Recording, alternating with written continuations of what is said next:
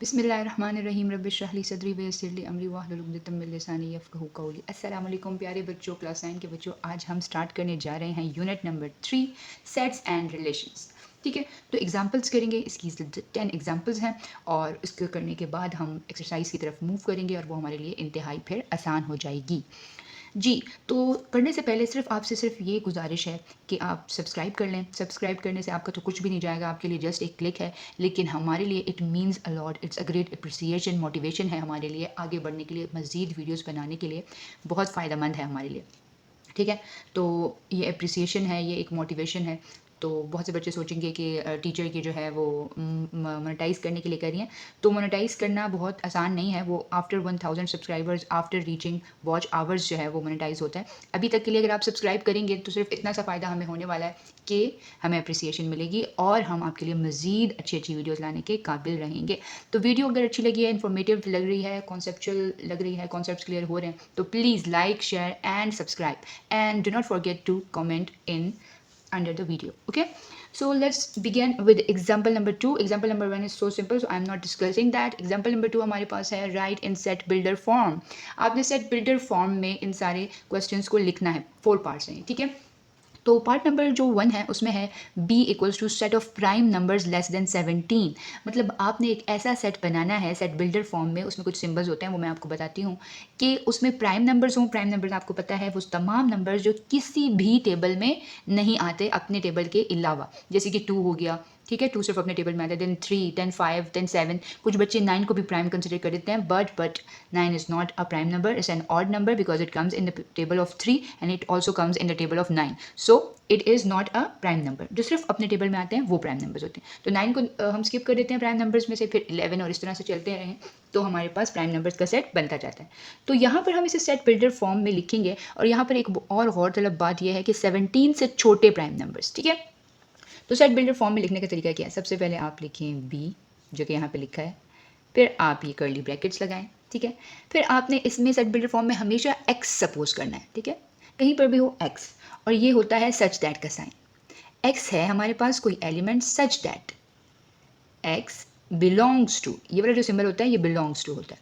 Prime number के लिए p की नोटेशन आती है, तो हम इसको लिखेंगे x such that x belongs to prime numbers, and के लिए ये वाला सिंबल आता है x इज़ लेस देन 17। अच्छा, अब कुछ बच्चे कहते हैं कि ये कैसे समझ आए कि ये वाला सिंबल जो है वो लेस देन का है या ग्रेटर देन का है। इस चीज़ को क्लियर करने में मेरे लिए भी बहुत टाइम लग गया था। देखें, ये कन्फ्यूजन है, this one is a greater than sign and this one is the less than sign, ठीक है। अगर आप इधर से देखते हैं तो ये ग्रेटर देन है, ठीक है, और ये लेस देन है, और अगर आप इधर से देखते हैं तो ये ग्रेटर है और ये वाला लेस है। तो मतलब जो है वो आपके पास कन्फ्यूजन हो जाती है कि इसको लेस कंसिडर करें या इसको लेस कंसिडर करें। आप देखें ऐसे कि आप राइट से, आप इस साइड से देखना शुरू करें, ठीक है। आप इस साइड को इग्नोर करें, इस साइड से देखना शुरू करें, तो आपको समझ आएगी कि हमने इसे लेस देन कंसिडर करना है या ग्रेटर देन। अगर आप इस साइड से देखेंगे तो फिर कभी इस साइड से देखेंगे, कभी इस साइड से देखेंगे, तो वो आपके पास ये साइंस दोनों बहुत कन्फ्यूजन पैदा कर देंगे। तो आप हमेशा अपना मिरर ये रखें कि आपने इस तरफ से इन साइंस को जज करना है, from this side, not from this side, ठीक है, समझ आ रहा है। अब यहाँ से जब आप इन साइंस को जज करेंगे तो फिर आपके लिए वो वाली जो क्रोकोडाइल वाली बात है कि क्रोकोडाइल या जो भी आप ले लें एनिमल, क्रोकोडाइल का अगर मुंह इस साइड पे खुला है तो मतलब ये चीज़ ग्रेटर है, और अगर साइड पे बंद है तो ये चीज़ स्मॉलर है। इस तरफ आपने नहीं देखना, ठीक है। Just stop confusing yourself about this side and just focus on this side, then you will come to know that what is this sign actually saying about. तो अब अगर हम इस साइड पे देखें तो हम कहेंगे ग्रेटर देन, यहाँ पे जो भी चीज़ है वो ग्रेटर देन है, और अगर हम इस साइड पे देखेंगे तो हम कहेंगे यहाँ पे जो भी चीज़ है वो लेस देन है। So this one is x is less than 17, ठीक है, लेस देन 17। समझ आ रहा है students? Moving towards part number 2। अभी बिल्कुल स्टार्ट है इसलिए टाइम ज़्यादा लग रहा है, इंशाल्लाह आगे हम लोग ज़रा फास्ट मूव करेंगे, ठीक है। अब C हमारे पास ऐसा सेट है जिसमें सेट ऑफ मल्टीपल्स ऑफ 4 हैं, सारे 4 के मल्टीपल्स हैं। 4 के मल्टीपल्स क्या हो जाते हैं? 4, 8, 12, 16, ठीक है। ग्रेटर देन और इक्वल टू 40, वो कह रहा है कि 40 भी इस सेट में आ सकता है, ठीक है, और 40 से बड़े नंबर आ सकते हैं, छोटे नहीं। मतलब वैसे तो 4, 16, 12, 20, 24 ये सारे भी 4 के मल्टीपल्स हैं, मगर वो कह रहा है कि मुझे इस सेट में 40 और 40 से बड़े बड़े 4 के मल्टीपल्स चाहिए, ठीक है। तो इसे हम कैसे लिखेंगे? हम इसे लिख लेंगे 4x, ठीक है। यहाँ पे हम क्या लिखेंगे? C equals to 4x such that x belongs to natural numbers. जहाँ पे कोई भी नंबर्स नहीं गिवन तो इसका मतलब है वो नेचुरल नंबर्स की ही बात कर रहा है। एंड अब यहाँ पे क्या करेंगे? x is greater than equal to 10। अब आप कहेंगे 10 कैसे आया? देखिए, हमारे पास अगर इस x की जगह पर हम 1 पुट कर देते हैं, ठीक है, तो हमारे पास क्या आएगा 4। हमें 4 नहीं चाहिए, हमें 40 चाहिए, ठीक है। तो अब हम 4, ये वाला 4 हमने क्या स्केच बनाया था 4x, तो x की जगह पर पुट कर देते हैं 10। तो 4 10 क्या होता है 40। पहला नंबर आपके पास क्या आ गया 40। यहाँ पे हमने लिखा कि x बड़ा है या बराबर है 10 के, तो 10 पहला हो गया। 10 के आगे क्या होता है 11, 4 को 11 के साथ मल्टीप्लाई करें क्या हो गया 44। तो समझ आ रहा है? इसी तरह फिर चलते जाएंगे, 4 को 12 के साथ करें तो क्या हो जाएगा 48। तो ये इस वाले को तो मैंने वैसे ही आपके लिए किया था, बाकी ये सारे आपके पास इस सेट में नंबर्स आएंगे। तो स्केच हमने खुद ही बनाना होगा, फिर अकॉर्डिंग टू दैट हमने लिखना होगा कि हमने एक्स किससे बड़ा लेना और किससे छोटा। अगर आप 40 लिख लेते तो फिर क्या यहाँ पे आता, फिर तो ये 40 को 4 से मल्टीप्लाई करते और 80 पे चला जाता। हमने तो यहाँ पे स्टेटमेंट लिखी थी कि 40 और 40 से बड़े मल्टीपल्स चाहिए, हमने 80 की तरफ जाने का तो नहीं कहा था ना, तो इसलिए यहाँ पे हम 40 का वर्ड नहीं यूज़ कर सकते, हमने इधर 4x ऑलरेडी लिखा हुआ है, ठीक है। तो अब हम मूव करते हैं पार्ट नंबर 3 पे। पार्ट नंबर 3 है 1 2 3 6। अगर आप इसमें रिदम नोट करें तो ये सारे हमारे पास फैक्टर्स बनते हैं किसके 6 के, ठीक है। तो हम सिंपल लिख लेंगे d equals to x such that x is a factor of 6। अच्छा, इसमें अब एक और बात हो सकती है, मैं आपको जो फैक्टर्स बना के दिखा सकती हूँ ताकि आपको कन्फ्यूजन ना हो। देखिए 2 3 are 6, 3 1s are 3, ये तो दो उसके फैक्टर्स बन गए। 6 इटसेल्फ अपना फैक्टर होता है और 1 भी, मतलब आप कोई भी नंबर ले लें तो उसके दो फैक्टर्स तो लाजमी होते हैं। अब बताएं कौन से, फॉर एग्जांपल हम 2 ले रहे हैं तो इसके दो फैक्टर्स तो लाजमी होंगे, एक होगा 1 और एक होगा 2, ठीक है। तो इसी तरह ये जो 6 है इसके भी दो फैक्टर्स लाजमी हैं, एक 1 और एक 6, और दूसरे तो हमने ये बना लिए 2 3, तो ये इसके टोटल सारे फैक्टर्स हो गए। अब हमारे पास है पार्ट नंबर 4 जो कि है set of squares of first 3 natural multiples of 10। चलिए नेचुरल को हम साइड पे कर लेते हैं, ठीक है। एक ऐसा सेट बनाएं जिसमें स्क्वायर्स हों। स्क्वायर्स आपको पता है ना, जैसे 2 का स्क्वायर होता है 4, ठीक है। तो कह रहा है कि जिसमें सारे स्क्वायर्स हों ऑफ फर्स्ट 3 मल्टीपल्स ऑफ 10, 10 के फर्स्ट 3 जो मल्टीपल्स हैं उनका स्क्वायर लेकर सेट बनाएं, ठीक है। फॉर एग्जांपल हम देख लेते हैं कि 10 के जो फर्स्ट 3 मल्टीपल्स हैं वो क्या बनते हैं।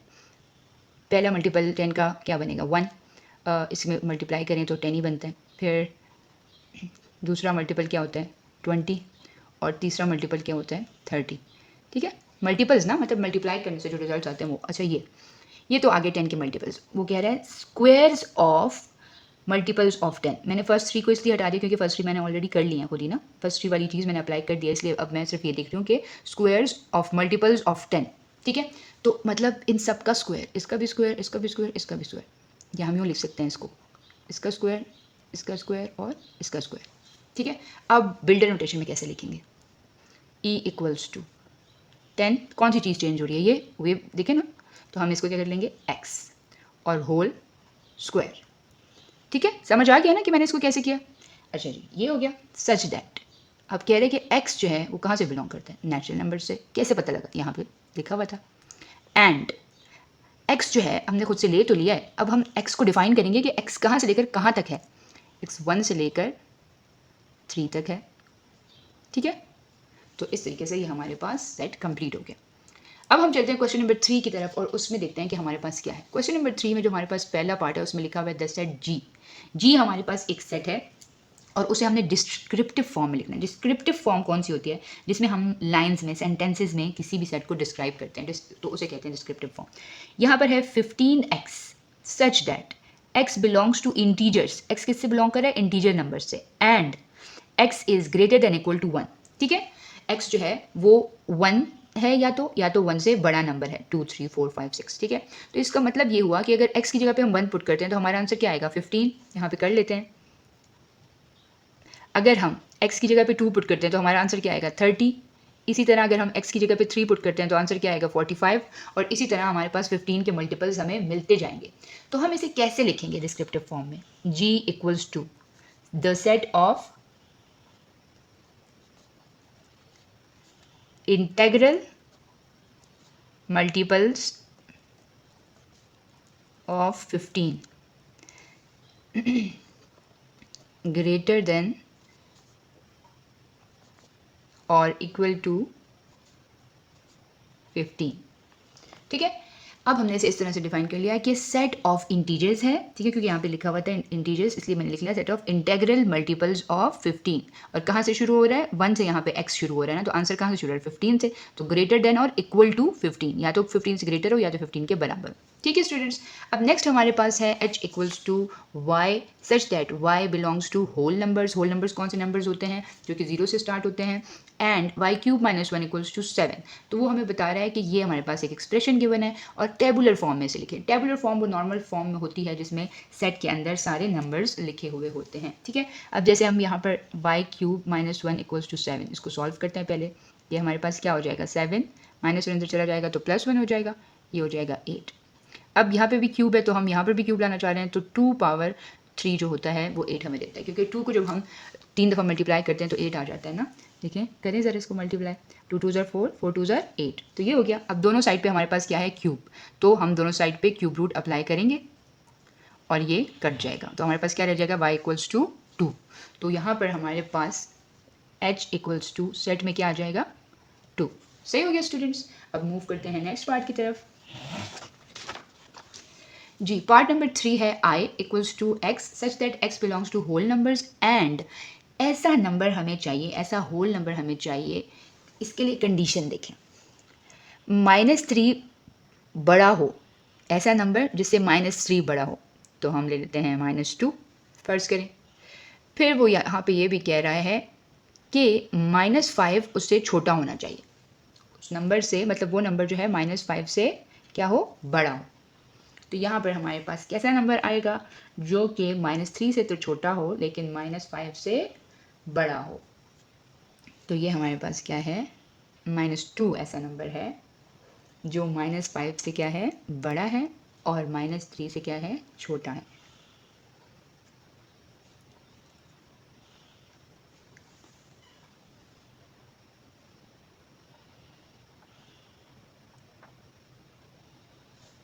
जी, पार्ट नंबर 3 हमें क्या कह रहा है, पार्ट नंबर 3 हमें कह रहा है कि हमारे पास होल नंबर्स हो लेकिन -3 से छोटा, -3 से छोटा कौन सा नंबर है, -4 या -2, -4, ठीक है। और वो कह रहा है कि -5 से बड़ा होना चाहिए, तो -5 से बड़ा भी -4 है, तो यहाँ पर हमारे पास i इक्वल्स टू क्या आ जाएगा, -4। प्लीज़ बुक में मत देखिएगा, बुक में इसका आंसर रॉन्ग है क्योंकि उन्होंने एम्प्टी सेट दिया हुआ है और दिस इज़ रॉन्ग, ठीक है। अब हमारे पास पार्ट नंबर 4 है। पार्ट नंबर 4 में वो हमें कह रहा है कि जे हमारे पास x/2 फॉर्म के नंबर्स हैं, जिसमें x जो है वो ईवन नंबर हो। ईवन नंबर आपको पता है 0 2 4 और आगे जितने भी नंबर्स होते हैं वो ईवन नंबर्स होते हैं, ठीक है। और एक और बात वो कह रहा है and x is greater than 0, मतलब इसमें आपने 0 का यूज़ नहीं करना। और फिर बताएं कि टेबुलर फॉर्म क्या बनती है, तो हम इसकी टेबुलर फॉर्म लिखते हैं। सबसे पहले हम देखते हैं कि अगर हम x से बड़ा, मतलब बड़ा, 0 से बड़ा नंबर यहाँ पे लगाते हैं, ईवन नंबर, तो वो क्या होगा, 2। तो 2 डिवाइडेड बाई 2 क्या हो जाएगा, 1। तो यहाँ पे हम 1 लिख लेते हैं। फिर हम इधर 4 पुट कर देते हैं, 4 डिवाइडेड बाई 2, 2 1 2, 2 2 4, तो सेकंड नंबर आ जाएगा 2। फिर हम यहाँ पर लगा देते हैं 6, तो थर्ड नंबर हमारे पास आ जाएगा 3, और इसी तरह चलते जाएँ तो ये हमारे पास सेट जे बन गया। नेक्स्ट हमारे पास है फिफ्थ पार्ट, जिसमें हमारे पास लिखा हुआ है कि हमारे पास कोई भी y है जो कि नेगेटिव इंटीजर्स से बिलोंग करे। नेगेटिव इंटीजर्स में 0 इंक्लूडेड नहीं होता, पॉजिटिव नंबर्स इंक्लूडेड नहीं होते, सारे नेगेटिव नंबर्स होते हैं up to negative infinity. And और ये बात है कि y स्क्वायर इक्वल्स टू 9, ये हमारे पास एक्सप्रेशन है, ठीक है। अब हम चेक करें कि y की कौन सी ऐसी वैल्यूज़ हैं जिनका स्क्वायर लें तो हमारे पास 9 आता है, कौन सी ऐसी नंबर्स हैं जिनको हम स्क्वायर करें तो 9 आता है। तो उसमें हमारे पास दो कंडीशंस हैं, या तो हमारे पास 3 का स्क्वायर होगा 9, और या फिर हमारे पास -3 का स्क्वायर होगा 9, ठीक है। इन दोनों में से कोई एक होगा y। तो यहाँ पर उन्होंने हमें ये भी कह दिया है कि y जो है वो नेगेटिव इंटीजर से बिलोंग करता है, तो मतलब हमारे सेट में सिर्फ -3 ही आएगा, पॉजिटिव तो नहीं आ सकता जब उन्होंने हमें कंडीशन दे दी। तो डिस्क्रिप्टिव फॉर्म में हम इसे कैसे लिखेंगे, डिस्क्रिप्टिव फॉर्म में हम लिखेंगे set of negative integers containing -3, ठीक है। Set of negative integers containing -3 only, ठीक हो गया। अब हमारे पास आ गई है example number 4, interesting Venn diagram. Let's have a start over it. हमारे पास एग्जाम्पल नंबर 4 में 3 सेट्स हैं, ठीक है।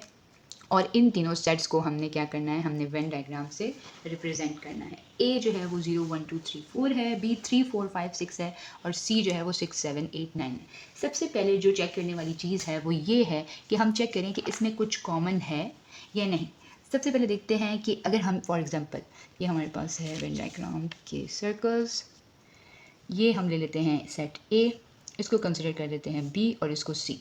ठीक है, अब मैं चेक करूँगी कि ए और बी में मेरे पास कुछ कॉमन है या नहीं। देखिए 3 और 4 दोनों में आ रहा है तो हम इसे यहाँ लिखेंगे। ठीक है, और इसके रिमेनिंग एलिमेंट्स जो 0 1 और 2 हैं वो यहाँ आ जाएंगे और बी के जो रिमेनिंग एलिमेंट्स हैं 5 और 6 वो यहाँ लिखूंगी मैं। लेकिन उसे भी लिखने से पहले मैं चेक करती हूँ कि इन दोनों में कुछ कॉमन है या नहीं। तो इन दोनों में कॉमन है 6, तो 6 को लिखेंगे यहाँ पर।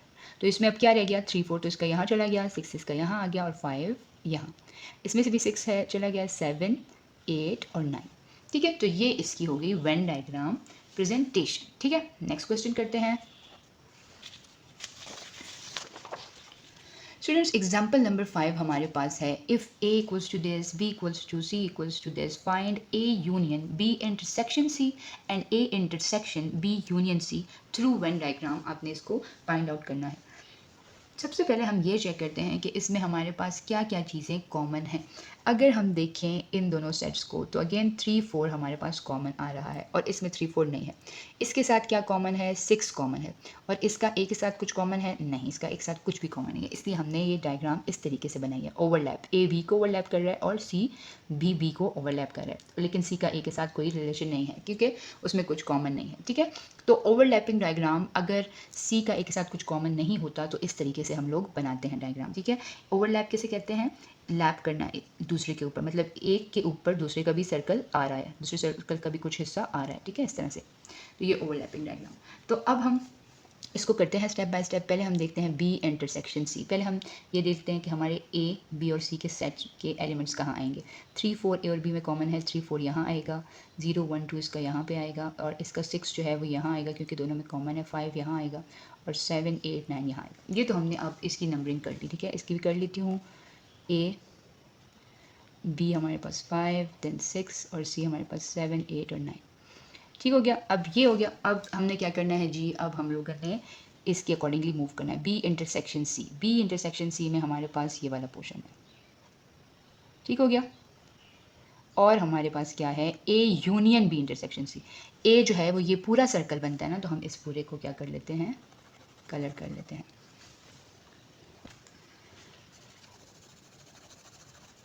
ठीक है, तो अब यहाँ पर एंड पे हमने लिखना भी होगा कि हमने किस तरह की शेडिंग की है। बी इंटरसेक्शन सी हम लिखेंगे, बी इंटरसेक्शन सी के लिए हमने क्या यूज़ किया है, ये वाली लाइंस। ठीक है, और फिर हम लिखेंगे कि A union B intersection C के लिए हमने क्या यूज़ किया है, दिस लाइंस। जो भी तरीका आप करेंगे वो आपने लिखना होगा। ठीक है, ये पार्शियली है ना, तो ये पूरा हो जाएगा। अब आप कहेंगे ये कैसे किया है, देखें जो हमारे पास ए यूनियन था उसके लिए मैंने पेंसिल यूज़ किया तो मैंने यहाँ पेंसिल, और बी इंटरसेक्शन सी के लिए हमने पेन यूज़ किया तो मैंने यहाँ पे पेन ऐड कर दिया। ये पूरा है ना, सिर्फ ए यूनियन तो नहीं है, तो पूरे को हमने इसको ऐड यहाँ पे करना है। अब यहाँ पर हमारे पास है, पहले हम ब्रैकेट्स करेंगे ना, बी यूनियन सी, तो बी यूनियन सी के लिए हमारे पास क्या हो जाएगा, ये मैं शेडिंग कर रही हूँ। ठीक है, बी यूनियन सी का पार्ट हमारे पास ये हो गया।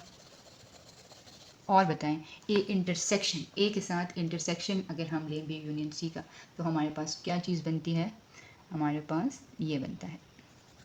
हम इसको स्टार्ट से डिनोट कर लेते हैं। ठीक, तो ये हमारे पास बन गया। अब हम यहाँ नीचे भी लिख लेते हैं कि बी यूनियन सी के लिए हमने क्या यूज़ किया और A intersection B union C के लिए हमने क्या यूज़ किया। बी यूनियन सी के लिए हमने क्या यूज़ किया था, हाईलाइटिंग इट विद दिस। ठीक है, और A intersection B union C के लिए हमने क्या यूज़ किया है, स्टार्स। ठीक हो गया, तो ये जो है हमारे पास आंसर आ गया है फाइनल। तो अब हम, क्योंकि ये हमारे पास ऐसी कोई बात उसमें नहीं की गई थी कि इक्वल प्रूफ करें, तो इसलिए हमारे रिजल्ट्स डिफरेंट हैं। अब हम करते हैं एग्जांपल नंबर 6। एग्जाम्पल नंबर 6 में हमें वो ये कह रहा है कि 3 हमारे पास सेट्स गिवन हैं, आपने फिर से हमारे उसने कंडीशन दे दिया है कि ये कंडीशन आपने प्रूव करनी है। ठीक है, तो इसमें हम देखते हैं कि हमारे पास क्या है। हमारे पास A B C D E है और एफ जी एच आई दोनों में कुछ भी कॉमन नहीं है, लेकिन आर हमारे पास एक ऐसा सेट है जो कि इनके साथ कॉमन है। देखिए G और F ये दोनों एलिमेंट्स Q के साथ कॉमन है और D और E जो है वो अब P के साथ कॉमन है। तो इसलिए डायग्राम हम R की यूं नीचे की तरफ बनाएंगे। हमने R इधर नहीं लिखा, हमने इधर इसलिए लिखा है क्योंकि दोनों में कुछ ना कुछ कॉमन आ रहा है। ऊपर वाले में क्या था, और जो लास्ट वाला सेट था वो सिर्फ सेकंड लास्ट वाले के साथ कॉमन था, फर्स्ट के साथ कॉमन नहीं था। ठीक है, तो इसलिए इसको हम यूँ करेंगे, इधर है P, इधर है Q और इधर है R। तो P का जो है हम जो कॉमन है हमारे पास R के साथ वो क्या है, DE। तो DE यहाँ लिख लेंगे और A, B और C यहाँ लिख लेंगे। अब इसका क्या कॉमन है, F और G, और बाकी H और I जो है वो यहाँ पे चला जाएगा। और R में क्या रह गया, R में सिर्फ J रह गया। ठीक है, तो इस साइड पे भी ऐसी डायग्राम आ जाएगी, DE, FG, ABC, H and I and this one is J। ठीक है स्टूडेंट्स, तो ये हो गया। अब हमारे पास क्या करेंगे, हम पहले हम P यूनियन Q कर लेते हैं। P यूनियन Q में हमारे पास क्या आ जाएगा, दिस वन पूरा P, ठीक है, और दिस वन पूरा Q हो गया। अब हमने P और Q का जो यूनियन लिया है इसका इंटरसेक्शन लेते हैं R के साथ। अगर हम इसका इंटरसेक्शन R के साथ लेते हैं तो हमारे पास ये वाला पोर्शन आएगा और ये वाला पोर्शन आएगा। ठीक हो गया। अब इस साइड पे आ जाते हैं। इस साइड पे हम देखते हैं P इंटरसेक्शन Q। P और Q के इंटरसेक्शन में कुछ भी P और Q में कॉमन नहीं है। फिर हम देखते हैं यूनियन R, तो हम R को हाईलाइट कर लेते हैं।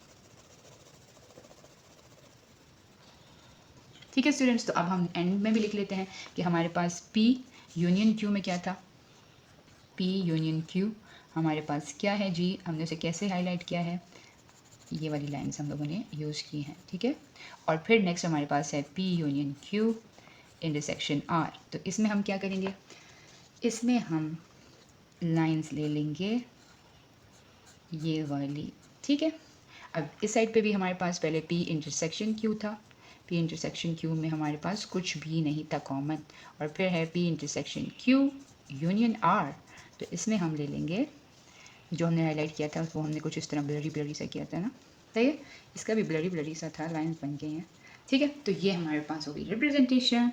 अब हम मूव करते हैं नेक्स्ट क्वेश्चन की तरफ। यहाँ पर हमारे पास है एग्जाम्पल नंबर 7, और एग्जाम्पल नंबर 7 में वो हमें कह रहा है कि हमने आपको 3 सेट्स दे दिए हैं, आपने फाइंड करना है P union Q intersection R। ठीक है, तो इसमें देखते हैं कि क्या है। इसमें हमारे पास सबसेट वाली कंडीशन आ गई है, जो P है वो Q का सबसेट है, मतलब P के तमाम एलिमेंट्स Q में मौजूद हैं। तो इसलिए हम Q को जो है वो बिगर सेट बनाएंगे और P को उसके अंदर लिखकर स्मॉलर सेट बनाएंगे। R का इन दोनों के साथ कुछ कॉमन है, हाँ 5 एक ऐसा एलिमेंट है जो इधर भी आ रहा है और सबसेट में भी आ रहा है। तो R के लिए हमने फिर इसको ओवरलैप करा दिया है, कुछ इस तरह से हमने ओवरलैप कराया है कि इसमें हमारे पास ये P को भी कवर कर ले और Q को भी, मतलब 5 जो है वो तीनों में आ जाएगा। ठीक है जी, तो स्टूडेंट्स हम इसको करते हैं। सबसे पहले हमारे पास है P हम इसको कंसिडर करेंगे, Q हमारे पास ये हो जाएगा और R ये हो जाएगा। ठीक है, इसी तरह यहाँ पर भी हमारे पास G हो जाएगा, ये P, ये हो जाएगा Q और ये हो जाएगा R। ठीक है, अब इन तीनों में जो चीज़ कॉमन है वो है 5, वो हम यहाँ लिखेंगे। फिर P जो है, P के बाकी एलिमेंट्स क्या रह जाते हैं, 3 और 7, और Q के एलिमेंट जो है वो क्या है, 1 और 9, बाकी एलिमेंट्स चले गए ना, 3 और 5 इधर और 7 इधर। अब R के लिए क्या रह गया, 0, 2 और 8। ठीक है, इसी तरह यहाँ पे भी आएगा 5, 3, 7, 1 और 9। ठीक है स्टूडेंट्स, अब हम इसे स्टेप बाय स्टेप करते हैं। पहले देखते हैं कि हमारे पास क्या करना है, हमने Q इंटरसेक्शन R, Q का ये पूरा सेट है और R का ये, हमने इंटरसेक्शन करना है। इनके इंटरसेक्शन में जो चीज़ बनती है वो क्या है, वो है ये 5। ठीक हो गया। अब हम सेकंड स्टेप इधर ही नहीं करते बल्कि हम इधर मूव कर जाते हैं दूसरी डायग्राम पे, वहाँ पे करने की कोशिश करते हैं। फिर वो हमें कह रहे हैं कि P का यूनियन ले लें Q इंटरसेक्शन R के साथ। P का अगर हम यूनियन लेंगे Q इंटरसेक्शन R के साथ तो हमारे पास ये पोर्शन तो पहले से ही था, ये भी आ जाएगा। ठीक है, तो इस तरीके से हमारे पास हो गया। हम लिखेंगे कि हमने Q इंटरसेक्शन R के लिए क्या ले लिया, उसको कैसे हाईलाइट कर लिया, ऐसे। ठीक है, और फिर हम यहाँ पे लिखेंगे कि P union Q intersection R को हमने कैसे हाईलाइट किया, तो वो भी हम लिख लेंगे कि हमने ऐसे ऐसे गोल गोल वो करके हाईलाइट किया, मतलब थोड़ा सा चेंज कर लें, लाइंस लगा लें, स्टार्स लगा लें, जो भी आप करना चाहें। ठीक, तो ये हमारे पास हो गया। अब हम करते हैं एग्जाम्पल नंबर 8। एग्जाम्पल नंबर 8 में वो हमें कह रहा है कि हमारे पास U एक यूनिवर्सल सेट गिवन है। ठीक है, A, B और C हमारे पास सेट्स गिवन है और हमने associative property of union of 2 sets हमने वेरीफाई करनी है। ठीक है, तो एसोसिएटिव प्रॉपर्टी क्या होती है, एसोसिएटिव प्रॉपर्टी ऑफ यूनियन जो है उसको ज़रा पहले लिख लेते हैं। A यूनियन हमारे पास होगा बी, फिर यूनियन सी होगा, और यहाँ पर हमारे पास होगा A union B union C. मतलब सिर्फ ब्रैकेट का फ़र्क होगा, बाकी तो जो है वो थोड़ा इजी है, इतना मुश्किल नहीं है। यूनिवर्सल सेट जो है यू, उसको यहाँ पे लिख लेते हैं। ये सारा यूनिवर्सल है, मतलब 1 से लेकर 15 तक के सारे एलिमेंट्स इसके अंदर इंक्लूडेड होंगे। ए हमारा 2 से लेकर 10 तक इवन नंबर्स है, 2 4 6 8 10, ठीक है। फिर बी जो है वो 1 2 3 4 5 6 7 है, और सी जो है वो हमारे पास है 2 3 5 7 11, मतलब सी में प्राइम नंबर्स हैं, बी में हमारे पास नेचुरल नंबर्स हैं, और ए में इवन, ठीक है। तो अब हम देखते हैं कि हमारे पास ए यूनियन बी क्या बनेगा। अगर हम यहाँ पर इसको ए ले लेते हैं, ठीक है, और इसको हम बी ले लेते हैं, तो ये ओवरलैप कर रहा है। क्यों ओवरलैप कर रहा है? क्योंकि इसमें बहुत से एलिमेंट्स हैं जो इस सेट में भी हैं, जैसे 2 इसमें है, इसमें भी है, फिर 4 इधर नहीं है, 6 जो है वो दोनों में कॉमन है, ठीक है। तो 2 और 6 दो एलिमेंट्स ऐसे हैं जो दोनों में कॉमन है। अच्छा जी, अब बल्कि 4 भी दोनों में कॉमन है, 4 इधर भी है और इधर भी आएगा, तो 4 भी दोनों में कॉमन है। तो ये हो गए कॉमन एलिमेंट्स। अब हमने क्या करना था, ए यूनियन बी को हाईलाइट करना है। तो ए यूनियन बी हमारे पास क्या बन जाएगा, ये वाला सेट सारा, ठीक है, और साथ में इंक्लूडिंग दिस वन। अब एक और बात, हमने ये जो रिमेनिंग एलिमेंट्स है वो यहाँ नहीं लिखे, जो कि बनते हैं, इसके क्या बनते हैं, 2 भी इसका चला गया, 4 भी, 6 भी, इसका 8 और 10 रह गया इधर पीछे, और बी में क्या रह गया, बी में 1, ठीक है, और जी हमारे पास है 2 इधर चला गया, फिर 3 रह गया, फिर उसके बाद 5, ठीक है, और उसके बाद 6 भी इधर है, फिर 7, ये हमारे पास बी में रह गया, ठीक है। तो ये हमारे पास हो गया। अब उसने कहा है कि आपने यूनियन लेना है सी के साथ। पहले हम चेक करते हैं कि सी के एलिमेंट्स जो हैं वो किसके साथ कॉमन आ रहे हैं। अगर हम देखें 2 जो है एक ऐसा एलिमेंट है जो ए में भी आ रहा है, बी में भी आ रहा है और सी में भी आ रहा है, और उसके अलावा हमारे पास जो है 5 7 3 5 7 3 5 7 इसमें आ रहे हैं, पर इसमें नहीं आ रहे। तो मतलब बी का हम यहाँ से सर्कल बना सकते हैं, ठीक है, यहाँ पे सर्कल बनाएंगे तो वो उसे हाईलाइट कर देगा। ये ऐसे बनाएंगे। यहाँ तक हम इसे क्यों लेकर आए हैं, क्योंकि हमने, अच्छा यहाँ से मैं ऐसे करती हूँ, 6 को रिमूव कर देती हूँ, यहाँ पे लिख लेती हूँ ताकि इस सर्कल में ये ना आए ना, इसके इंक्लूडेड नहीं, और बी का 1 यहाँ लिख लेती हूँ। तो ये हमारे पास एक प्रॉपर तरीके से सी का जो है वो सेट बन गया, एक ऐसा सेट बन गया है जो बी को भी इंक्लूड कर रहा है और सी को भी इंक्लूड कर रहा है। पता हमें लग रहा है कि कौन कौन से एलिमेंट्स जो हैं वो दोनों में है। अब सी का 11 जो एलिमेंट है वो बी में नहीं है, तो 11 मैंने यहाँ पर लिख दिया। अगर आपको फिर भी कोई कन्फ्यूजन है तो मुझे बताइएगा, मैं आपको इस पर वीडियो शॉर्ट्स भी बना दूंगी, ठीक है। मकसद ये है कि आपको सही समझ आ जाए, ठीक है। तो इसमें क्या चीज़ है, 2 एक ऐसा एलिमेंट है जो तीनों में आ रहा है, बाकी 3 5 7 ऐसे एलिमेंट्स हैं जो बी और सी में कॉमन है, और बी का 1 जो है वो कॉमन नहीं है, और सी का 11 जो है वो आउट है, ठीक है। तो अब हमने ए यूनियन बी में तो ये वाला ब्लरी किया था। अब यूनियन सी, हमने सी के साथ भी इसका यूनियन करना है, तो हम क्या कर लेते हैं, सेम या तो ब्लरी रखें, और या फिर ऐसे कर सकते हैं कि हम लाइंस चेंज कर दें, हम कुछ और लाइंस लगा लें, ठीक है। तो ये आपके ऊपर डिपेंड है कि आप क्या करना चाहते हैं। तो हम इसको लिख सकते हैं कि हमने इसके लिए क्या शेडिंग की है। तो ये हो गया। अब हम इसकी तरफ चलते हैं। हमारे पास सबसे पहले बी यूनियन सी करना है हमने। डायग्राम वैसी बनेगी, ये हमारे पास बी बन जाएगा, ये हमारे पास सी हो जाएगा, ये हमारे पास ए हो जाएगा। पहले बी यूनियन सी करना है, पहले ब्रैकेट सॉल्व करते हैं, इसलिए ये पहले बनाया गया, ठीक है। तो सी में और बी में क्या चीज़ें कॉमन थी, 3 5 और 7, ठीक है। फिर हमारे पास 2 एक ऐसा एलिमेंट था जो दोनों में कॉमन था। फिर हमारे पास 4 और 6 ऐसे एलिमेंट्स थे जो हमारे पास इन दोनों में कॉमन थे, ए और बी में, ठीक है। और इसके अलावा हमारे पास बी में क्या रह गया, 1, और सी में इधर क्या रह गया, 11, ठीक है। बी यूनियन सी अगर हम करेंगे तो फिर तो ज़ाहिर है यूनियन में तो सारे एलिमेंट्स इंक्लूडेड होते हैं, तो ये हमारे पास सारा जो है वो क्या हो जाएगा, कलर्ड हो जाएगा। ये हमारे पास सारा देखें इस तरह से क्या हो जाएगा, कलर्ड। ये हो गया। अब हमारे पास ए के साथ इसका यूनियन करेंगे। अगर हम ए के साथ इसका यूनियन करेंगे, ए के एलिमेंट्स रिमेनिंग 8 और 10 है, और यूनियन करने के लिए हम इसको भी बस सिंपल शेड कर देंगे, और कुछ इतना डिफरेंट नहीं है कि हम इसे कोई और वो करें, ठीक है। तो ये भी हमारे पास शेडेड रीजन आ गया। तो इससे हमें क्या प्रूव हो गया कि दोनों जो है वो इक्वल है। हमने यही प्रूव करना था कि एसोसिएटिव लॉ जो है वो आप साबित करें कि दोनों चीज़ें इक्वल आती हैं। पेन डायग्राम से आपने साबित करना था, प्रूव करना था, और हमने प्रूव कर लिया। अब हम क्वेश्चन नंबर 9 की तरफ, एग्जाम्पल नंबर 9 की तरफ चलते हैं। एग्जाम्पल नंबर 9 में हमारे पास एक यू हमारे पास सेट गिवन है, एक ए गिवन है और एक बी और सी, ठीक है। तो हमने क्या करना है, एसोसिएटिव प्रॉपर्टी ऑफ इंटरसेक्शन जो है वो वेरीफाई करनी है, और इसके लिए हमारे पास सबसे पहले हम चेक करते हैं हमारे पास कौन कौन से कॉमन एलिमेंट्स हैं। तो अगर हम देखें हमारे पास ए यहाँ पे बन रहा है, ठीक है, बी इसको बना लेते हैं हम, और सी हम इसको बना लेते हैं। अब हमने सी नीचे क्यों रखा है, क्यों, इसकी वजह यह है कि जब हमारे पास सी जो है वो दोनों में से कुछ ना कुछ कॉमन ले रहा होता है, ठीक है, और ऐसे एलिमेंट्स भी होते हैं जो तीनों में कॉमन आ रहे होते हैं, तो वो हम यहाँ लिखते हैं। अगर सी के ए के साथ कॉमन आते हैं तो वो यहाँ लिखते हैं, और सी के अगर बी के साथ कॉमन आते हैं तो वो यहाँ लिखते हैं। अब हमारे पास पिछली जो कंडीशन थी उसमें ये था कि सी जो है उसके कॉमन एलिमेंट्स ए की कॉमन एलिमेंट आ रहा था उसका ए के साथ, अदरवाइज बाकी सारे कॉमन एलिमेंट्स उसके बी के साथ थे, इसलिए हमने डायग्राम थोड़ी ओवल बनाई थी। आप उस केस में भी ऐसी डायग्राम बनाई जा सकती है, इसमें कोई इतना बड़ा प्रॉब्लम नहीं है, ठीक है। तो अब हम इसको क्या करते हैं 1 2 3 5 7 9, अगर मैं सेट्स को देखूँ थोड़ा सा इसको भी देखना पड़ेगा जी। ये हमारे पास यूनिवर्सल में तो 1 से लेकर 11 तक हैं, 2 3 दोनों में कॉमन है, ठीक है। 5 भी इन दोनों में कॉमन है, और यहाँ पर हमारे पास इसमें क्या आ रहा है 5, ठीक है, और 5 जो कि इसमें भी आ रहा है, और 6 जो कि इसमें भी आ रहा है, 7 जो कि इसमें आ रहा है, ठीक है। तो इसको लिख लेते हैं। हमारे पास जो कॉमन है वो है 1 2 3, ठीक है, जो कि इन दोनों में कॉमन है वो 1 2 3 है, मैंने यहाँ लिख दिया है। और हमारे पास जो सी के साथ कॉमन है ए का वो है 7, और हमारे पास बी के साथ जो सी का कॉमन है वो हमारे पास है 5 6, ठीक है।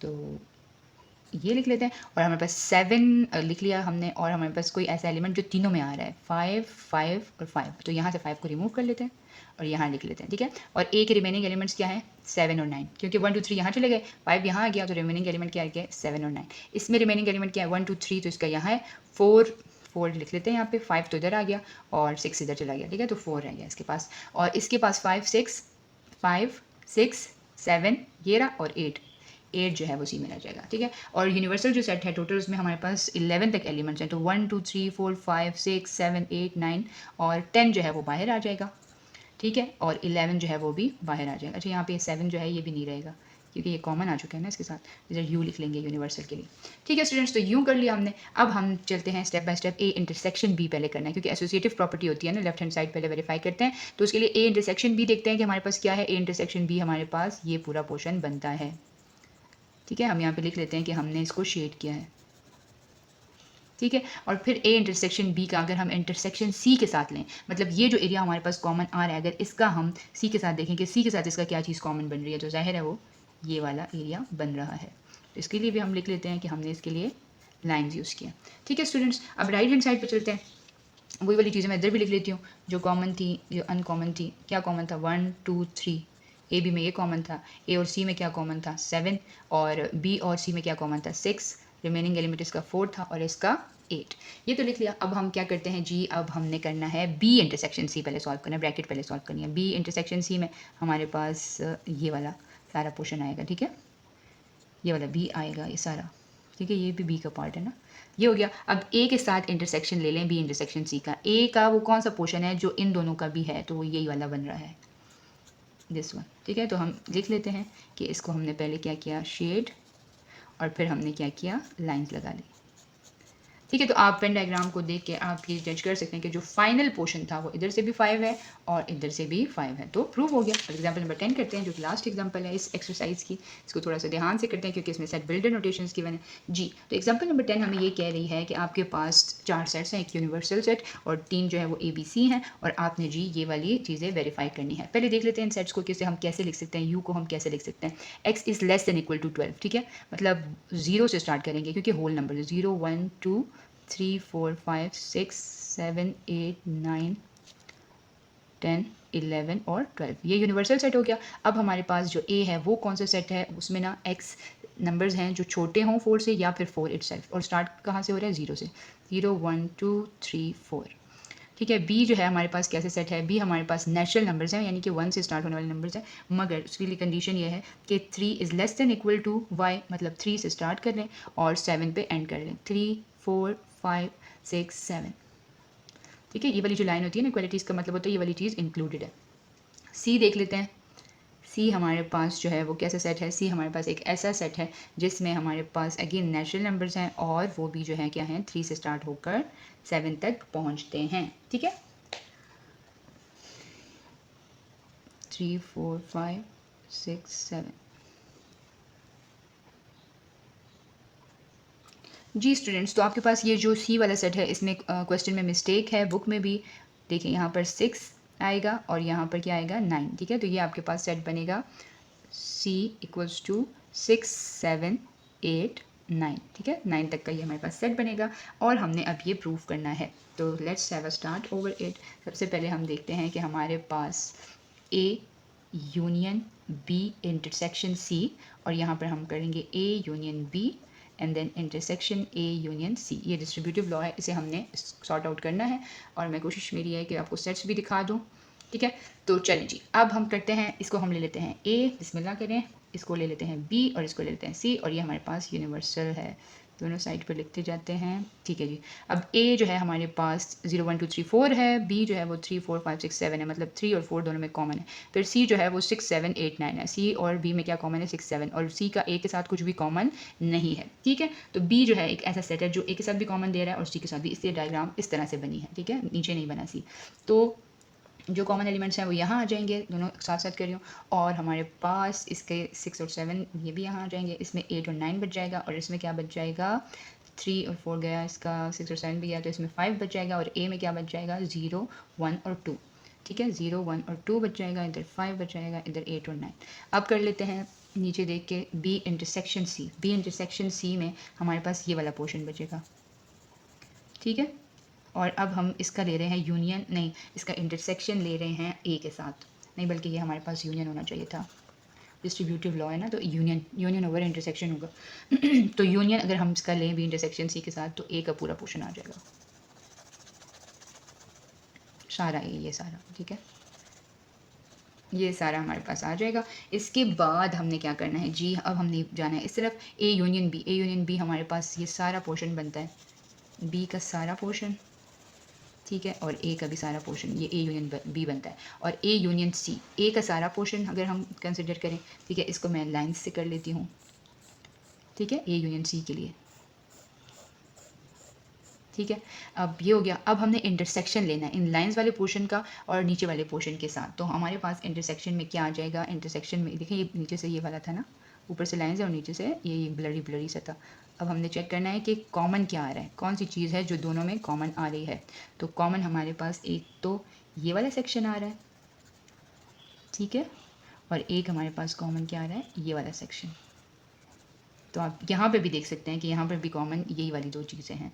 तो हमारे पास ये प्रूफ हो गया है। ठीक है, देखिए ये वाली चीज़ दोनों में आ रही है ना, और इसमें भी आ रही है। फाइनल जो हमारे पास आंसर होता है हमने वो चेक करना होता है। तो फाइनल आंसर हमारे पास यही है, कॉमन। और सॉरी, ये वाला सेक्शन पूरा, ये हमारे पास कॉमन है। देखिए ये पूरा, यहाँ से भी ये पूरा, ठीक है, यहाँ से ये और यहाँ से ये, तो ये हमारे पास इक्वल आ गया। अब नेक्स्ट करते हैं left hand side, right hand side, वही हमारे पास सेट्स हैं। ठीक है, उसी तरह से हम लिखेंगे इसे।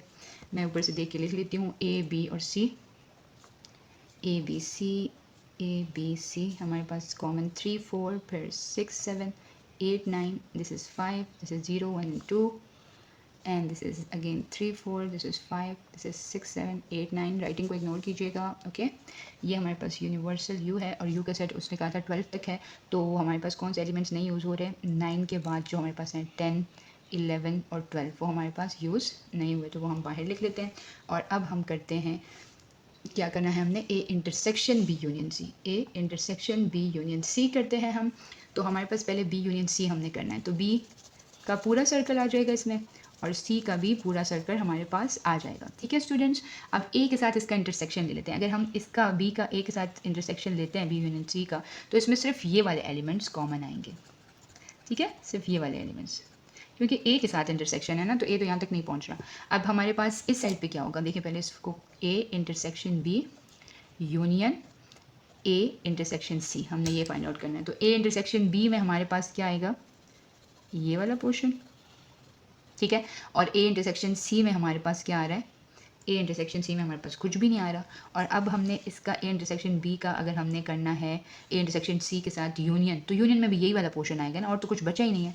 तो इसका मतलब है, देखें ये वाला और ये वाला सेम पोर्शन जो है वो हमारे पास एंड हुआ है। ठीक हो गया। तो जब एंड होने वाला जो पोर्शन होता है, अगर वो इक्वल आ जाए, तो इसका मतलब है आपकी प्रॉपर्टी प्रूव हो गई है। अगर वेन डायग्राम में कोई प्रॉब्लम है, तो समझ नहीं आया आपको, तो फिर मुझे बताएं कमेंट सेक्शन में, मैं कुछ शॉर्ट्स बना दूंगी आपको मज़ीद। और अगर समझ आ गया है, कॉन्सेप्ट्स क्लियर हो रहे हैं, तो प्लीज़, वीडियो बनाने में बहुत मेहनत लगती है, अप्रिशिएट कर दें, लाइक कर दें, शेयर कर दें, सब्सक्राइब कर दें। ख़त्म करते हैं इस बात पर कि आप जहाँ रहें खुश रहें, शाद आबाद रहें, हंसते मुस्कुराते रहें। हमें दुआ में याद रखिएगा। अल्लाह हाफिज़।